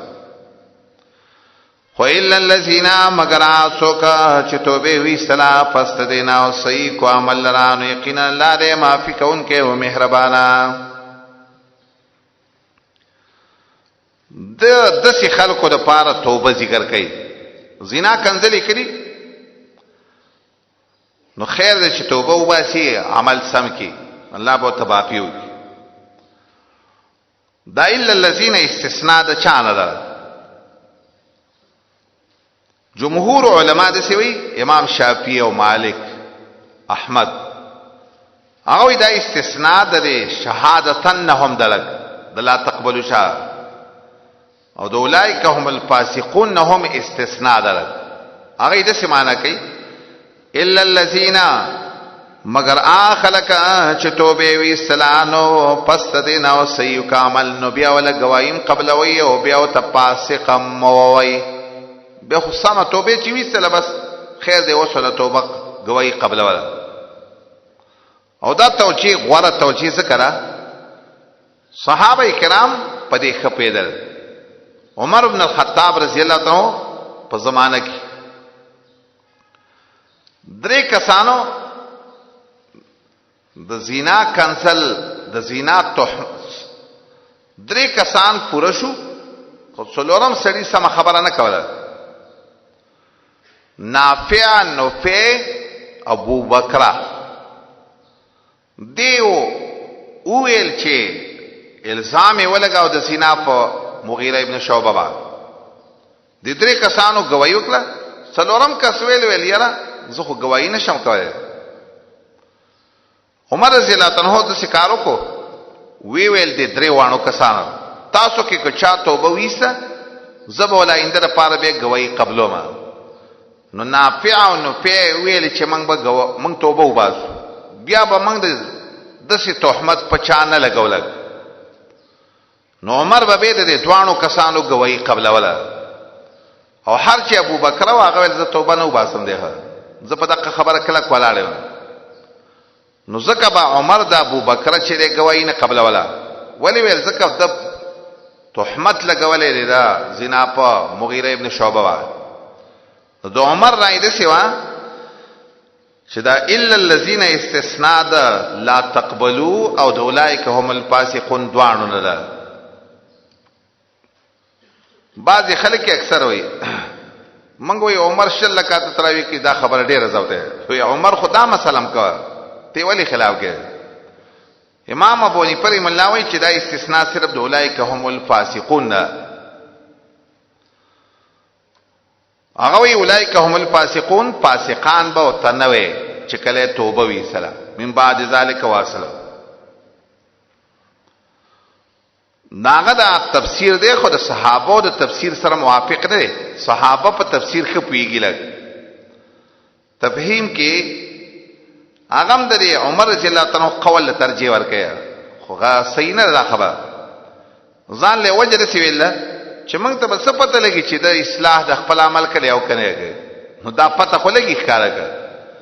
چا اندر پاره د سی وی ما چې کم الزام لګولیو غلط می لګولې دروغ می ویلی یو بدا ویل او دوی مدانه چې اندر پاره چا باندې د سی الزام نه لګی دا اصلاح د عمل نه کړ فإن الله يقينا لا ده ما في كون کې او مهربانا والذين يربون ازواجهم ولم يكن لهم شهداء الا انفسهم دا څلورم حکم دی دې ته مسله د لعان ویل یو مسله د سیرا پردای خزبانه چې د زنا الزام ولګې نو داغي حکم دغه کو څلور گواهان د سو سیده کنه واتیا دوری بوخري او گواہی بدینه قبل او فاسق به خو کوس یو سره خپل خزي ته زنا الزام په ولګیل یا تر زنا کنسلو کی یا د زنا تهمت په ولګیل نو بیا یې حکم لګ بدل لګ داغي حکم لګ ډیر سخت دی د مخکې په نسبت سره حکم ډیر سخت دی د سوجنه دا خبره ډیره سخته شو چې خپلې ښځې ته څوک د زنا الزام پې ولګی لګ نو خبره ډیره سخته ده بیا څنګه خبره داسې سخته ده یا خو به څلور ګواهان راولي سړیا چې څلور ګواهان د سره نه څلور قسمونه به کوي او پنځم به په ځان باندې د لعنت تعبیر کوي دا سختی پکې ولې رااله د دې وجه دا راضي ویل یو دا نه چې سړی چې د زنا الزام په ښځه لګي یا سینه لګي لګ څه مسله یې لګ نو دا انسان اکثر په دې باب کې صادق یې لګ ځکه د دې خبرې لګه خبره ډیره سخته ده او دویمه دا نه چې دې باب کې آینده لپاره څوک دسي غلط تعبیرات به سه خپل ښځې نه بدنامي لګ د دې آیاتونو سبب د نزول صحیح حدیث ته هلال ابن امیہ راغی نبی صلی الله علیه وسلم په مجلس کې خپل ښځې بدنام کړه په شریک باندې نبی صلی الله علیه وسلم ته ویلي څلور گواهان راولا ولی یا رسول الله نشته څلور گواه رسول الله ویل حد باندې پملا جاری کوم اتیا دوری بدل کو په سوانه د خپل ښځه بدنامه کړه ولی یا رسول الله زر اشتیا و عمل د باب کې دروغ نه عمل نو دا یا تنرسرال والذین یرمون ازواجا چې کله یو انسان د زنا کنزل خپل ښځې ته وکړي نه دا طریقه هغه ته لعان وای لفظ د لعنت پکې نه دا غي د وجه نه لعان وتویل کی نو هغه کسان چې د زنا کنزل کوي یا زنا تهمت لګي په خپل بیبيانو باندې ولم يكن لهم شهداء او گواهان ولنه لګ د چا لپاره د ازواج لپاره سوا د نفسونو د دینانو فشهادت احدهم اربع شهادات بالله څلور قسمونه بکې شهادت احدهم امام ابو حنیفه رحمه الله وی د شهادت د کې معنی قسم دی شهادت احدهم قسم د یو کس د څلور قسمونه بالله جمهور علما د څه وی چې مراد د شهادت د دې کې گواهی د لکه دا یو مسله د اختلافي چې لعان دا ایمان دی مؤکدات بالشهاده او کنا شهادات دی مؤکدات بالیمین ظاهر د دې آیت نه د معلومیږي چې دا شهادت ته شهادت احد زکه دې ته شهادت ویل اگر کا تاکید د خبرې با په یمین باندې کیږي په شهادت عادم قصا گواہیدا یو کس سلور گواہینه بالله دسی وای اشهد بالله گواہی کوم په الله د الله په نوم په یادول باندې دا گواہی ورکوما چې انه لمن الصادقین یقینا دا سړی دی د رښتینونه دسی وای سلور ځل برسوي اشهد بالله چې انی لمن الصادقین په دې تهمت لګولو کې زه رښتینی یم والخامس او پنځم قسم بد سکی چې لعنت د الله دی وی په د باندې کدی وی د دروغ جنونه الله دې ما د خپل رحمت نه لري کې کزه دروغ وایم ځکه مخکې مې دا ویلي لعنت چې دی ابعاد عن رحمت الله تعالی الله د رحمتون لري کېدل پینځم قسم کې بلاسي وي الله دې ما تبا کی کزه دروغ او لعنت دې ده او دې نسنی علماء به دا استدلال هم کړي چې ځنې ګناونو کې د لعنت خیره کول لعنت ځنې چاته ځنې ګناګارو ته ویل جایز دی لګ پینځه ځل بدسي طریقه باندې دې تعبیر وکړه دا ول خامسه تو ترکیب کې دا عتب دې پدې مخ کې اربعو باندې شهادتها احدهم اربع شهادات او والخامسه سلور بدغه شی او پنځم ځل بد سی تعبیر وکړه ويدرعوان العذاب او دفقید د خزنا عذاب لرا دا خبره چې گویو کی یا قسمو کی څلور قسمنا فالله باندې خزه بده سوی او شهدو بالله ز په الله باندې د الله په نوم شهادت یا څلور قسمونه بو کلک چې انه لمن الکاذبین چې زما دا خاوند د دروغجنو نه دسی به وی زما دا خاوند دروغ ویل والخامسه او پینځم قسم بيدای لګ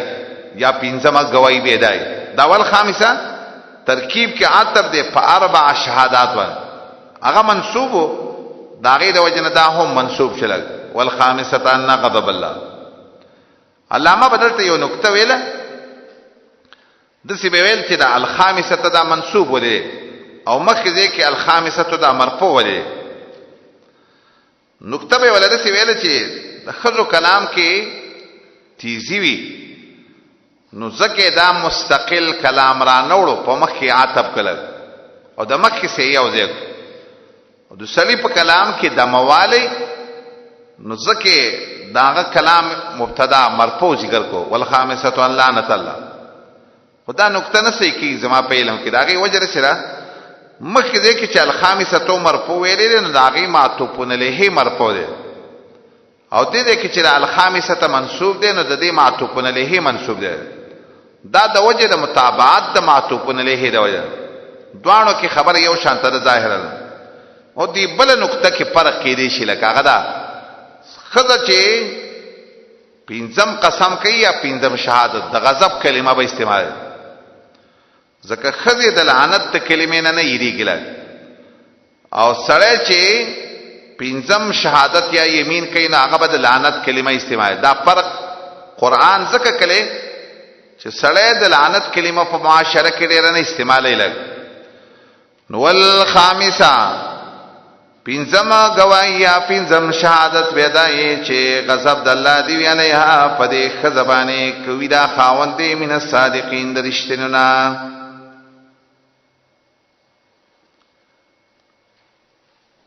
پینځه دل چې قسم سړیو کو او خزیو کو اجماع د ټولو اهل علمو چې بیا به د خزیو د خاوند په منځ کې تفریق راشي او نبی صلی الله علیه وسلم وی المتلاعنان لا یجتمعان ابدا دو کسان چې متلاعنان له خزه او خاوند لعانو کو د دوانو چرتم جمع نه کیږي بچه به د چای کم بچه چي دی خزه دا به د خزي حسابي ګل میراث به د خزي نوړي او خزه به د دینه میراث لکه دا به د اغیز وی او حدیث کې سره راغلي چې کله دا خزه باندې دا وما هلال چې کله الزام ولګاو په خپل خزه باندې رسول الله یو خبره پاک وخت کې کړه ویل کچرتا د دې خزي بچي وشو خدل جو ساقين ډکو پندووال دا به ویل د شریک نه ویل ځکه هغه په دې صفت باندې ولګ او کدا بچي وشو نرو نرو پندوالا او خوار غونته بچي دا به ویل د حلال نه دا به دې پر خپل خزه باندې به دروغ ویلیل بچي چې کله وشو رستنه بچي په غلط صفت باندې ولکا خو بس قانون پکې به نورا پلو نشته دقه زې پوری خبره کله دین رسته خپته ولګي دا خبره گواهان نه پوره کی خپته ولګي چې دا بچي د دې خزي غلط تلک خو بیا مول حد زنا نه ور کیو نبی صلی الله علیه وسلم د سې نه را کړي بس او د سې ویلي کما رجم ما سزا ور کړي ما بدیل ور کړي خو بس د الله حکم تر دغه زې پوری دی لګ خدا یاد ساتل غواړي دی را چې اسنه چې ځنې مسلې څوکي او حیران بشي خو دا چې دا خې مسلې ده دلته دی احناف ډېر عجیب مسله کړې ده و یو سړی دی مثلا بار ملک وسیږي چې دنیا نه بار وسیږي چې د خپل ملک نه وسیږي لری سعودي ته تل یا لندن ته تل یا بل ځای او په دې 2 کال تیر شو نه د جاز ټیکټ چرته راخسته او نه بل کشته کې راغله او نه هغه دعوت دې سکی چیرې زکور ته نه راغله و زدغه خزي چې بچي وشو چې دا خاوند دی وای بار دی وای دا بد دغه نه حسابيږي لګ دغه سړی نه وایسه نو سوال دا دی چې 2 کال 3 کال کور ته نه راغله نو څنګه را بچي د دې کې دي چې په کرامت راغلی دای دلیل ده او دا مسله ده لګ او دا ناشنا مسله او وسم ځنې ځوانان د دې لپاره دلایل ګوي ځنې مسله غي هغه د کتابونو نه وباسي اره مسله پرې کتابونو کې فقہ نه ده ځنې هغه چې هغه د قران او سنت نه خلاف مسلې دي لګ موږ طالبانو زموږ استادو ناغه نه موږ د دې مسلې ته پوښتنه کوم ول چې دا مخکې وخت ډیر واړو موږ چا خبره کې شرګیره میلا نه وراغه ناغه موږ ته د دلیل و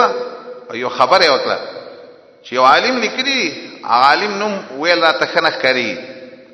چې هغه لیکلی دي چې نه په موږ څه زور دی چې د خپل زوی نه پیژان نه کوي موږ باندې څه زور دی چې موږ ته په زور نه پیګل دا د سی پاکه خبره کړه د سی خبره چې کې بیا به ارڅوک زیناونه کوي او دا دلیل بولوي چې دا په کې دي شدا په کرامت راغله ولولا فضل الله علیکم ورحمت کنه فضل الله فتاسو رحمت الله دا جمله پدې بیا راځي لګ او دې جمله کې اصل کې مقصد زور نه ده کنه فضل الله پر علی ګلو د قران باندې او د الله رحمت نه وي پر علی ګلو د احکام او د عفت باندې دا څه کتاب الله نه ویل او دا د عفت کې احکام نه ویل نو جزای سره لا فضحکم شرمولی بوی الله یا لعاجلکم بالعقوبه سخت سزا به درکړي ولولا فضل الله علیکم ورحمه وان الله کنوي فضل الله فتاسو رحمت الله فتاسو دا خبر نه چې الله دې توبه قبل انکه او حکمت والا نو لعجلکم بالعقوبه د سزا لایق وي خو بس الله دې خسته احکام راولي د دې پوجبانه عذابونه د پښول ان الذين جاءوا بالافك عصبه منكم لا تحسبوه شرا لكم پدې آیاتونو کې وس یو بل مسله ذکر کړي دې آیاتونو کې زورنم دا او تخویف دیم چې دواړو قسمونه وکړو خو بس ختم شو خبره نکاح ختم شو او خبره ختم شو نکاح یې همیشه لپاره ختم چې دواړه یو کې لګ او چې یو کې او یو نکی نو بیا موجب ده نقول دا موجب د حد دی بیا لګ سړی وای ز قسم نه کوم ته قسم نه کینو بیا ته درو ته ځان برابر کړ او خزه وای چې ز قسم نه کوم نو چې خزه نه کین بیا معلومیږي چې دا دروغ وای کړ نو بیا د له حد درجه هم دی لکه سزا ولا ورکړي حدیث کې رسول راځي دغه خزه د شریع د حلال خزه اولی سړی 15 قسمونه وکړه او صحیح طریقه لاره سړی قسمونه به مخکیله داغه د مدعی په درجه کې ده نو 15 قسمونه چې کله هغه وکړه نو خزه نمبر سلور قسمونه چې وکړه رسول الله تعالی انها موجبه دا 15م قسم دې تباکی غوري نو پتلا الاقد د څه او خو زیدل او بیا ویل خپل قوم نشم شرمولای لګ خلق به ټول قوم به بد یادل نو په 15م قسم باندې موراله ان الذين جاءوا بالافك عصبه منكم لا تحسبوه شرا لكم دی باب کې اصل کې زورنا د منافقانو سره تخفیفات غزوه المريسع د نبی صلی الله علیه وسلم طریقه دا چې ځان سره به خپل یو بیبي بولا په قرعه باندې په خصنی باندې خصنه چې وکړه عائشہ رضی الله عنها خصنه راوخته نبی صلی الله علیه وسلم چې وګړه روایت ته په بخاری او ټولو کتابونو کې تفصیلا راوړل نبی صلی الله علیه وسلم چې لام واپس چې راغې یو ځای کې دمه وکړه. چې کله د تلو ټیم شو اعلان وشو چې ځان تیاروي لګ. عائشه وی زه په خپل حاجت د پوره کولو لپاره لاړم، خو هلته زمانه امیل وشلېد، ورک شو نه لګ. د هغې په طلب پسې زه ګرځېدلم چې زه بېرته راتلم، نو زما حودت چې کوم و زما کیجاوه ډولۍ هغه چې چا چوتوله د هغو سوچ دا وګڼي چې عایشه پکې ناسته ده، ځکه ښځې وي په هغه وخت کې خفیف بدن د هغې بدن غوښه کمه وه د وجودونو، خفیف اللحم وي. نو هغې په دې د سره پوه نه شو چې دې کې عایشه ناسته ده یا نه ده ناسته. زه چې رالم نو لښکر ټول تلی ولګ. ما دې ذهن کې دا سوچ وکړو چې ځکه لښکر پسې منډه وامه نو زه نشم رسېدی، خو رسول الله په کوم ځای کې زما تپوس وکړي ما پسې به بېرته راشي لګ. نو هغه ځای کې زه څمله کېناستم نو په ما سترګې غالبه شوې، ځکه زړوره ښځه وه ده عایشه رضی الله عنها. خوشي میدان کې څوک نه یو خوب چې چاله ورځي، خو الله د غیرتي انسان دا صفت یې لري. خو دغه حدیث کې داسې راځي صفوان چې کوم د نبي صلی الله علیه وسلم ښایسته صحابي ولګ، دا رسول الله دې له مقرر کړی چې ته به وروسته راځې که څه پاتې نو هغه به راخلې لګ. نو دی چې د سار په ټیم کې دغه ځای ته راورسېدو، شکل د انسان یې ولید چې زه یې ولیدلم، خو دې زه د مخکې نه لیدلی و، د پردې نه مخکې دغه حدیث ته داسې معلومېږي چې ازواجو د رسول الله به مخ پټولو لګ. نو مخ چې دی دا په پرده کې دی، او هغه خلک خطا شوي دي چې څوک وایي چې مخ په پرده کې نه دی لګ. نو دا عایشه وایي ما خپل مخ پټ کو، او دغه صفوان صرف دومره ویلي چې انا لله و انا الیه راجعون، او اوښې چوک کېنه او زه وروختلم چې زه قوم ته خلکو خواته راورسېدم، بس خلکو الزامات جوړ کړ. لوی د الزام مشر چې و ابی ابن سلول لګ، او دا یې مشوره کړه چې ستاسو د نبي ښځه هسې پاتې شوې نه ده، دا د صفوان ته پاتې شوې وله. نبي صلی الله علیه وسلم ته چې دا خبره راورسېده، عایشه فرمایي ما ته پته نه وه، خو دومره زه پوهېدلم چې د نبي صلی الله علیه وسلم هغه زوړ حال نه دی، لکه زوړ سیبینه نشته. زه بیماره وم چې ما به یې تپوس کاوه، زما به یې له داسې تپوس کاوه چې کیفیت یکم څنګه وایي، بس نور څه به یې نه ویل دی. خو ما ته دا قصه خو نه وه معلومه چې داسې بدنامه په ما لګېده. نو موږ د سهار وخت کې اودس ماتې، زه بیماره وم او د سهار په وخت کې یو ځای ته اودس د ماتولو لپاره لاړم. په لاره کې چې زه زما سره ام مستح راسه وه، او هغې خبره وښودله، او هغې ویل تا عیسی مستح، او ما ورته ویل ولې کېرې کې ویل چې ته نه خبر، تا باندې خیر داسې الزام لګوی. ما ویل چې د دې نه ټول خلک خبر دی، رسول الله وویل چې هر څوک دې خبرې. نو تحقیق دپاره د مور خواله پلار خواله، پلار او مور سره خبرې وکړې، اوږده واقعه په حدیث کې راغی. نبی صلی الله علیه وسلم په غیب نه پوهېدله، که په غیب وپوهېدلی زینب نه یې تپوس کړی وه، هغې ورته ویلي ما ته خو په دې کې هېڅ عیب نه دی معلوم، ما ته دا زه خپله ژبه بچه ساتمه، داسې خبره زه دې باره کې نشم کولی، ما ته د دې په باره کې څه عیب نه دی معلوم. بریري ته ویلي وو، هغې ویل ما ته دومره صرف عیب دی چې نوې جینۍ ده چې وړه واغه کې بس یو ځای ته یې وران کړي، به زه راشي ووي خوري، خو نور ما ته په دې کې څه نه دي معلوم. د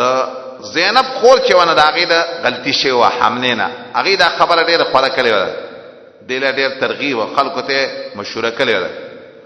ځینې ساده مسلمانان چې هغه هم پکې راغلي ول، یو په هغه کې مستح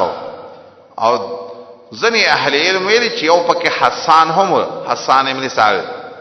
اگر که حسان ابن ثابت ته دې خبرې رد کړی و چې زه په دې کې نه یم، او د دې بنیاد مشر سره چې ونه هغه ابو ابی ابن سلول، نبی صلی الله علیه وسلم صحابه سره مشورې هم کړې په دې باب کې، خاص کر د علي سره مشوره کړې، خو علي ورته ویلي داغه د خلې نه یو تعبیر خطه او چې داغه د وجنه عائشه داغه نامه همیشه خپه چې دسی ورته ویلي چې یاره بدیرینه تاسو کا او هغه به ترشتیا خبره وکي او خدای ول سنو څه کمی نه کنه بل خزبه وکړه کړه دا خبره باندې عائشہ ډیره خپاو دا چې ته د کور سړی ځنې خبره ولې کړه چې میاشتې را شلاو ډیر سخت پریشانی ډیره زیات نو رسول الله چې راغی عائشہ ته مخکې نه وسره دا خبره نه وکړه د څه وته ویلي خلق د باندې څه خبره کوي پتا نو رښتیا وایي که انسان ګناو کې توبه واسي الله په رحم وکي او کو ګناه دې نه کړم رښتیا خبره کنه هغه وي زنوي عمر والا ما ته دغه وخت کې د یعقوب علی السلام نوم نه یې شو ابو یوسف میواله ما ویل چې کزر رښتیا وامه نو تاسو زما خبره نه منئ کزه دروغ ويم پزان په زور کوي کوم تاسو ضرورت نه وتی راغه خو زما کار سره پشانته د ابو یوسف باندې په صبر جمیل والله المستعان او بیا می خپل الله ته فریاد کوله په دغه ساعت به وحی شروع شو او د آیاتونه را ان الذين جاءوا بالافك مقصد په دې آیات کې دی د منافقانو مقصود دی همیشه رپا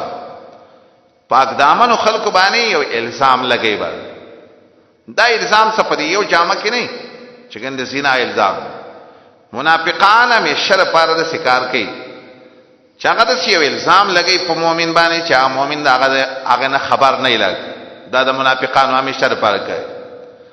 آیات کې مقصد دا وایي د ټول واقع کې بلوي مقصد دی چې ځان نه منافقانو د خوینه وساتي لګ مسلمان باندې چې الزام ولګي تحقیق کوي د خبرې به زید خبرې له شهرت مور کوي یقینا خلق جاءو بلیب کې چراوړې ده بلیب کې دروغ لرا دای وډل منکم مستاسنا ځان ته مؤمنان وای کنه منافقم ځان ته مسلمان وای خیال مکوي شر لکم چې دا بدوي استاسو لپاره دې الزام کې د مسلمان ته نقصان نه رسیږي او د سیموای چې کنه دا غلط کارو شو خیر ذریعہ شو بلکې دا غره وستا سر پانا لوی سورته نور الله د په وجرا ولېګو ډیر خیر پکې راغی دار یو انسان د پانا منهم د دینا مکتسبا هغه چې د کلیوی د ګنانا چا چې پدې کې هر ګناه کړي څومره چې چا کسب کوي دار چا په خپل خپلې سویل والذي تولى كبره منهم له عذاب اليم اغه کس چې تولى پورته کړي کبره لوی بوج ته الزام منهم د منافقان داغه د پاره د عذاب عظیم عذاب لوی سلور عنوانات تی په دی واقعا کې لګو ته سوچ کا دا ولنې عنوان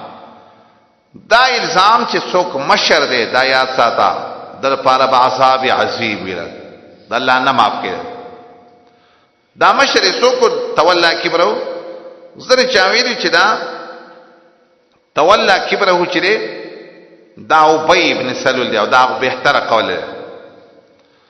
او چاویلی چې دا حسان ابن ثابت دی حسان ابن ثابت قسم کړو گواہی کړو ولڅ پدې کې نه ملګ دا عائشہ خو لراغه او عائشہ ته ویلې ول ته خود څه خدای حسان رزان ما تظن بریبا وتصبح غرسا من لهم الغوافل پاک دامن کده او خسته اخلاق والي بدنام نه په شک په خبر د چاغي بتونم نکي او حليله خير الناس دينا ومنصبا نبي الهدى والمكرمات الفواضل تخد محمد رسول الله بيبي عزتمن سړي کده او عقيله حين من لؤي ابن غالب كرام المساء مجدها غير زائل تخد قبيله عزتمن د عقلمند د لؤي ابن غالب قبيله غټه عزتمند کده او دای ویلي بالفرض دا ما پسې چې کوم خبره خلق کړي وان كان ما بلغت اني قلت فلا رفع صوتي الي اناملي کما دا خبره پتا پسې کړي زما دې الله په دې ګوتو باندې شل کې ما پتا پسې خبره نه کړي او زبتا پسې څنګه خبره وکم فكيف ودي ما حييت ونصرتي لآل رسول الله زين المحافل زد محمد رسول الله سمینه ساتم نو داغه په خزبانه په بدنامه کې څنګه شریک شو دا د حسن نو سوال دار چې راوی خود سی ویلی دا دراوی خطای و منل دراوی غلطی و سیدانه چې تولا کبر او سوق د دا ابی ابن سلول اگر کدا یو خبر یاد ساته چې ابی ابن سلول د رسول الله په مخ کې په الزام کې نو مخامخه د رسول الله په مخ کې نه وي ځان له یو ځکه کې نه ستو خپل ملګری به راغونډول یاره خنو بیا څه قصه را د دروغ به دا قصه خورول در پارا عذاب عظیم الوی لولا سمعتموه ولید سینوا بیا زجر وکي ولنوا کله چې تاسو واورېدو دی فکلرا ګمان بکلې مؤمنانو سړو مؤمنانو خزو په خپلو خام جن سبانه خیراخ ګمان سم ګمان دی ولې نکاو مراد انفس نسره په خپل هم ستاونت یو مؤمن باندې یو الزام لګي نو مؤمن باندې چې الزام لګي ته ځوانا سوزان ته مؤمن وي په مؤمن باندې ته څنګه بدګماني کې خو ګمان بده کوي ابو ایوب د سکارو کو کور کې سره شخ خبرې وکړلې د شخ خبرې چې وکړلې خزي ہوتے ویلې سړیا یو ته پوښتنه کو کتاب د محمد رسول الله بیبي تا راوستي وي عائشه نو ست څه وي هغه ول الله دې سینې کې چې د رسول الله بیبي ته بد وګورم نو ول زړه ته یو خبره کوم کزه صفوان راوستي ستاسو ما څه ګمان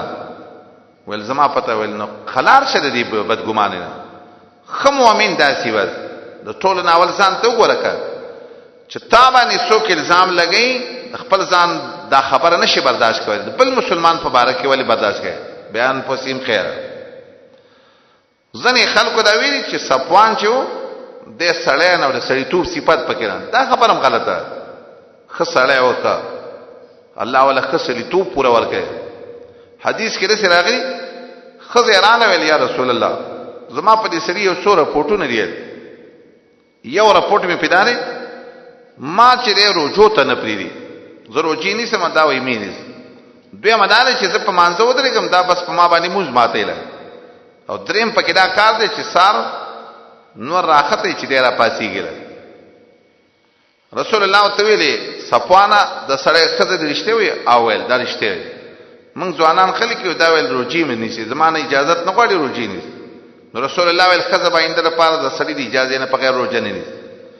او دا وګدوګ د منځونه کوي او مزه ته چې لاند مونږ کوه بس خبره خلاصه وره نو رسول الله دا په خزه به د خاون د حکم د لاندې موافق مونږ کوي لګ او دا دریمه خبره خدای الله پیغمبر زمون قرانه دې سره موږ بس سیو کار څومره ځان باندې مهنت وکړو موږ د وخت نه شو پاتې رسول الله تعالی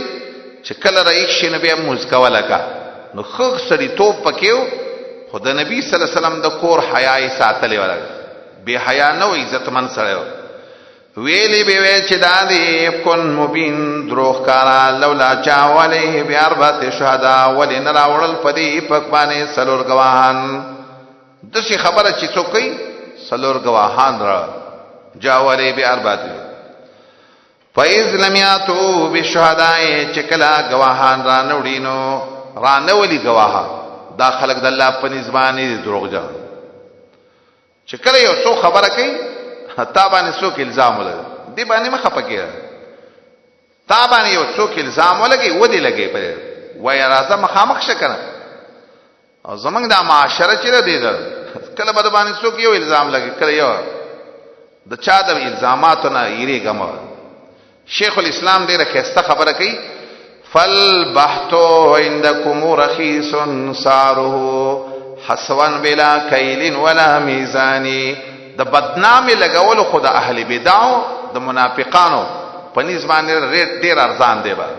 په خلکو پسې خبرې کوي او به پیمانی او به توله کوي چې هر مسلمان چې په بل چا بدنام لګي وي گواهان راواله پدې لولا جاء عليه باربعه چې کله ران ولی گواهان لرا نو تاسو پوه شئ چې دا خاص د الله په نسبانه کامل دروغجن دي. دې خبره باندې سړی د پسې مثلا سې الزام پچاو لګي راول په دې خبره گواه په دې خبره څه دلیل دی چې گواه نشي پیش کولای وای غټ دروغجن انسان په اولایک عند الله هم الکاذب. ما ته یو کس ویل یو سیب دی په یو ځای ول ما ته وی چې د څه چا ویل چې دغه دا زیات کول چې د امریکای د پیسې ډالر راغلي د اکاونټ ډیر شي اکاونټ ول ناغه ویل ما ته ویل یو خبر ته کوم سي دروغ بنوي خو هغه اول ته پوس کو چې هغه اکاونټ پیژني کني پیژني او یای په ټول عمر کې چرته اکاونټ جوړ کړي ول نه د څه ما ورېدلی چې خلکو چې اکاونټ ډیر شي ډالر راغلي ول ما ته ویل چې راځي چې ګوري زموږ چې پته وي ول نه مړ ته لیوانه یې فولای کیند الله هم لگا چې دسی او تاسو یو خبره کوي وای چې دیله ډالر راځي وای ډالر در راځي دا خبره په بل چا پسې ځکه کې تعالی راځي او موږ به په دلایلو د ثابتو کو چې دا څه چې دسی وای اسې نه ویل خو راځي دله خو یادې بل څوک فولای کیند الله هم الکاذب. ولولا فضل الله علیکم ورحمته کنه فضل الله پتاسو رحمت الله پتاسو باندې په دنیا او په آخرت د الله فضل سره قران را لګي او رحمت یې دلته سره الله چې دی بچکلی دي سنانا دا بے حیاینا په دې احکام او یا عفت عائشہ چې ثابت شوی کدا فضل رحمت نه وکړ په دنیا او آخرت نو خامخار سیدلی بویتا صافاغسکه چې تاسو نوتی پای کې عذاب علیم عذاب نازیب لوی عذاب دسی خبره خو چې تکي دا خو سوال خبره نه په مسلمان ته ده چې دسی خبره څوک نه وا الله باندې تبا کی عذابنا او الله دسی کوي بل چې څوک د الله دوستانی او څوک پسې د الزامات لګي بدنامي لګي الله په دنیا کې تبا کوي دنیا کې الله رسوا کوي هغه استلقونه بألسنتكم کلا چې اړه تاسو دې خبر لرا په خپل جوابانه او ویلم په خلو باندې هغه څه چې تاسو لپاره پوی نه او دلیل نه پاغي باندې تاسو خیال او حیدا چې دا معمولی خبره اسانه خبره خدا خبره د الله په نسبانه عظیم قبیح او لوی خبره دا یاد ساته چې څوک حق والا پس خبري کوي او خلو باندې خبر اړه یو ځکه به وکي بل ځکه به بدنامول بل ځکه دی خلکو ته دا وړخ کاری الله وی دا د الله په نسبانه عظیم غټه لوی خبره ولولا سمعتم ولنوا چکلتا سورې د لوی دا خبره تاسو به ویلی ما يكون لنا ان نتكلم بهذا ندی لایق زمونږ د پاره چې موږ دې خلو خزو په دی باندې زمونږ د شان سره د خبرې کول او دسی به ویلی سبحانك هذا بهتان عظیم پاکی د الله تعالی دا بدنام دلویا دسی خبره کوم مؤمن چې ځانته وي یا عزکم الله منکی الله تاسو لران تعودوا لمثله ابدا د واپس کېدل نه دی خبره ته همیشه رپا یاد ساتي بیا د خبره نه ان تعودوا دوا لام پکې مقدر مو آیا الله دې منکی شان تعودوا لمی د واپس کېدل نه دی او څنګه علما ویلي چې لام پکې مقدر دی الله نصیحت کوي تاسو ته چې الله تعود لمس چې بیا د پاره د خبره ته واپس شي لمثله ابدا د خبره ته مې چربا کوي وي تاسو مؤمنان ويبين الله لكم الآيات او بیان الله تاسو ته احکام د پته او الله چې علیم حکیم په یو حکمتون وای ان الذين يحبون ان تشيع الفاحشه في الذين امنوا پدې آیات کې دویم مقام د دې دویما عنوان د دې واقعي ذکر دی دا خبر یاد ساته چې کم خلق د څه خبره په معاشره کې خوري کړ د دې لپاره په دنیا او په آخرت کې عذاب دی دنیا کې به الله شرمای او آخرت کې به الله تعالی ول سزا ورکړي ان الذين يحبون یقینا خلقا چې ان خخیان تشی الفاحشه چې خورشی بی حیاي بالذین آمنوا پاغ خلقو کې چې مؤمنانی دسی خلق چې دسی خبره کوي لږ ان تشی الفاحشه د بی حیاي د خورولو سوچ کوي په مؤمنانو. څنګه یو خبره نه لیدلی او دوی د سی مالی دلی را یو خبره نه یو لیدلی دوی ما د سی اوریدلی یو خبره نه یقیني ثابته او د خلکو ته بیانای د بی حیاي د خورولو چې څوک سوچ کوي او په کومه طریقه باندې و زمانہ کې دا د دې مختلفي طریقې ځنې د سی خلک همشتا چې دې نیټونو باندې بی حیات تصویرونه خوري لګ یا د دې نیټونو د جوړولو لپاره د دې پروګرامونو سمول لپاره کوشش کړي. دا کارونه چې څوک کوي کنه مؤمنانو کې بی حیاي خورول غواړي د دې لپاره د عذاب الیم د عذاب درناک. مخکې دا پروس کال درس کې ما ویلو شاع یشیو اشاع دا وای بی حیاي دا په غلط ځای کې استعمالېږي. زدی د وجنه سم نوم کې خود الغوای دا ټکی غلط دی دا د توحید ته د اضافت نه رسي لګ دا بل یو یا ذات لیکل غواړي یا بل ټکی لیکل غواړي ځکه قران نه معلومیږي د عربی د الفاظونو د استعمالي چې دا ټکی په غلط ځای کې استعماليږي لکه دا هغه شات چې بی حیاي خورینو دا هغه سره به د اشاعت ټکی یا به د تشیع ټکی یقینا خلق چې خوخی د خورول د بی حیاي په مؤمنانو کې د دې لپاره د عذاب الیم دردناک عذاب په دنیا او په آخرت. څوک چې بی حیاي په مؤمنانو کې خوري الله بوله دردناک عذاب ورکړي په دنیا. ځکه ځنې اهل علم د سویلي چې دا ارچا توبه ای خود بی حیاي د خورون کې انسان د پاره توبه نه ذکر کوي په دنیا او آخرت. او ځنې اهل علم دام ویلو چې خاص کر د عائشه په باره کې څوک د بی حیاي خورول کوي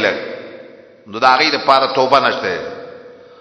ځکه نور خلکو ته سزا الله ورکوي نو په دنیا یې ورکوي او دلته په دنیا او آخرت کې دنیا کې هم سزا ورکوي او په آخرت کې هم سزا ورکوي. نو دوی لپاره د عذاب الیم عذاب درناک په دنیا او په آخرت کې. یو ناشنا اثر دی عبد الله ابن ابي زكريا وی یو په اشاعه الفاحشه کې دا هم دی چې یو سړی دغه خواته یو سړی د بی حیاي خبرې کوي او دې چې